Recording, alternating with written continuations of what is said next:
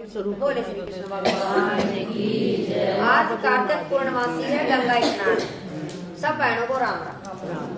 इस दिन महादेव जी ने त्रिपुरासुर नामक राक्षस का संहार किया था, इसीलिए इसे त्रिपुरी पूर्णिमा भी कहते हैं। इस तिथि को भगवान का मत्स्यावतार हुआ था। इस दिन गंगा स्नान, दीपदान आदि का विशेष महत्व है। इस दिन यदि कृतिका नक्षत्र हो तो महाकार्तिकी होती है। भ्रमणी होने से विशेष फल देती है। विधान: ओम नमो भगवते वासुदेवाय। ओम नमो भगवते वासुदेवाय। ओम नमो भगवते वासुदेवाय। 3 बार ओम नमो भगवते वासुदेवा, 8 बार या 108 बार, जितनी बार आप ले सको उतना ओम नमो भगवते वासुदेवा का जाप करना चाहिए। ओम नमो भगवते वासुदेवाय मंत्र से भगवान श्री कृष्ण की पूजा की जाती है। 5 दिनों तक लगातार घी का दीपक जलता है और जलता रहना चाहिए। ओम विष्णुवे नमः स्वाहा मंत्र से घी, तिल और जौ की 108 आहुति देते हुए हवन करना चाहिए। बोले श्री कृष्ण भगवान की जय। नारायण नारायण नारायण श्रीमन्नारायण नारायण। 4 चिड़ियाओं की कहानी सुनाती हूँ बहनों। तो मैं पूर्णमासी की कथा सुना दी और 4 चिड़िया की कहानी। ये घर बनाए हैं तो घर बना के ये 4 चिड़ियों की कहानी सुनते हैं। 4 चिड़िया थी, एक पेड़ पर रहा करती। तो कार्तिक का महीना आया, 2 औरतें आपस में बात कर रही थी कि भैया हम भी कार्तिक नहाएंगे। अब उनकी बात सुन के चिड़िया बोली भाई कि कार्तिक नहाने का इतना पुण्य, चलो अब भी चारों सहेली गंगा जी नहाएंगे। तो गंगा जी के किनारे पे पेड़ था, उस पेड़ पर वो रहती थी, रोज़ अपने उसमें स्नान करती। और सुबह सुबह उठ के ब्रह्म मुहूर्त में, और जब सारा कार्तिक का महीना पूरा हो गया तो सब ने ये भी सुना था भी कार्तिक का महीना पूरा हो जाएगा तो प्रतिपदा के दिन खिचड़ी बना के ना अपना ये व्रत खोलते हैं। तो वो अपने उसमें इंतजाम में लगी। कोई चावल लाई, कोई दाल लाई, कोई पानी लाई, और वो खिचड़ी का सारा सामान इकट्ठा कर लिया प्रतिपदा को। पूरा महीना हो गया जो कार्तिक का, तो उन्होंने खिचड़ी बनाई और फिर वो खिचड़ी चढ़ा के नहाने चली गई। तो ये सबसे पहले जो आई उसने तो भूख लगी थी, नहा के आई, जैसे भूख लगी तो उसने उस खिचड़ी बनती हुई की भाप ले ली। तो दूसरी और वो सोगी, दूसरी आई तो उसको भी भूख लगी बहुत तेज से, तो उसने पानी पी लिया खिचड़ी का, फिर वो भी पानी पी के सोगी।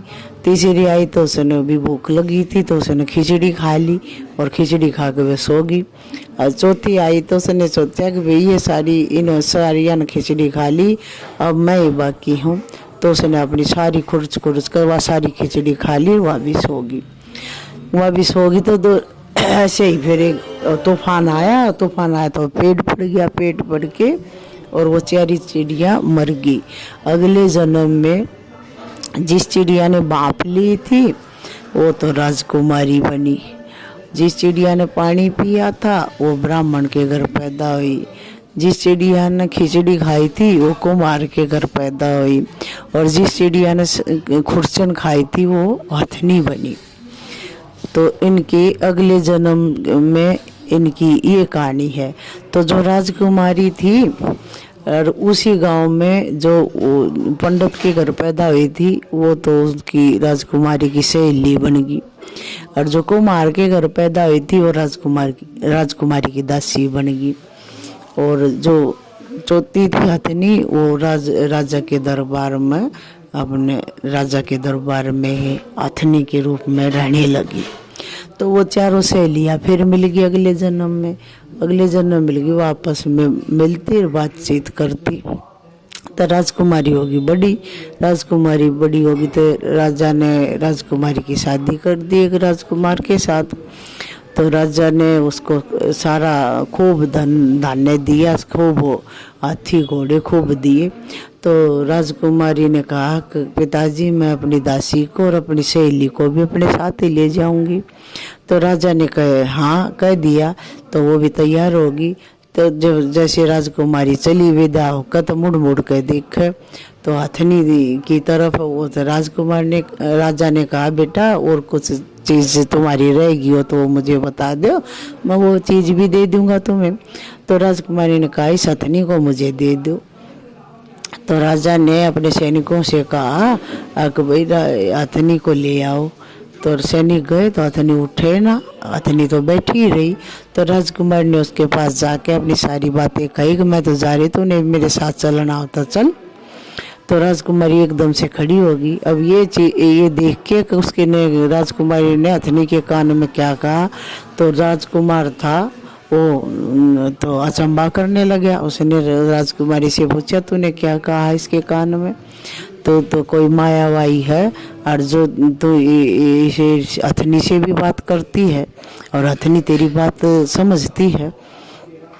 तो उसने कहा कि मैं मायावादी नहीं हूँ मैं, और हमारी पिछले जन्म की पूरी कहानी सुनाई। हम 4 चिड़िया थी, ऐसे ऐसे हम कातक नहाए और ऐसे ऐसे हमने खिचड़ी बनाई। खिचड़ी खाने का मैंने भाप ली थी तो मैं राजकुमारी बनी। और इसने पानी पिया था तो ब्राह्मण के घर पैदा हुई। जिसने खिचड़ी खाई थी वह कुमार के घर पैदा हुई। और जिसने खुर्चन सारी खिचड़ी खुर्च खुर्च के खाई थी वो हथनी बनी है। तो हमारी चारों सहेलियों की ये कहानी है। इसलिए ये मेरी बात समझती है, मैं इसकी बात समझती हूँ। तो राजकुमार ने कहा अच्छा कार्तिक नहाने का इतना पुण्य होता है? हाँ इतना ही पुण्य होता है। तो राजकुमार ने कहा तो फिर तो हम दोनों जोड़ी से कार्तिक नहाएंगे और पूरा खूब दान पुण्य करेंगे। तो राजकुमार ने जोड़े से फिर कार्तिक नहाया और खूब दान पुण्य किया। तो उनके घर में हर चीज़ के ठाठ बाट रहे, खूब सुख शांति समृद्धि रही, अन्न धन के भंडार भरे। और फिर अंत समय में वह वैकुंठ धाम को वास मिला उनको। तो हे मेरे ठाकुर जी कहते कि ठाकुर जी जैसी भी कहानी हमने कहनी है हमने कही, और जैसे आपने सबकी नैया पार लगाई ऐसे हमारे भी लगाना।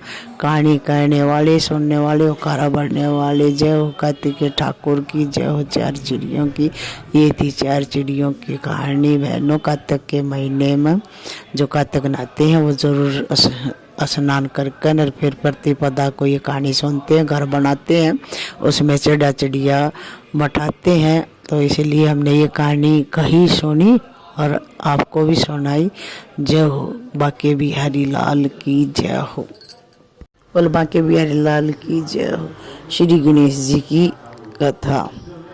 एक बुढ़िया थी, वो आँख से अंधी थी। तो गणेश जी का नाम सुमरती रहती थी वो, और गणेश जी का नाम सुमरती रहती थी। तो गणेश जी आए एक दिन उसके पास बच्चे का रूप धारण करके। बुढ़िया मांग ले, क्या मांगती है? तो बुढ़िया ने कहा भाई मैंने मांगना नहीं आता, मैं अपने बेटे से पूछूंगी, तो कल आना और कल मैं मांगूंगी। तो गणेश जी ठीक है बुढ़िया कैसे कहकर चले गए। उसने अपने बेटे से पूछा बेटा गणेश जी आते हैं मेरे पास रोज, अरे वो कहते हैं बुढ़िया कुछ मांग ले, तो मैं क्या मांगू? तो बेटे ने कहा कि माँ तो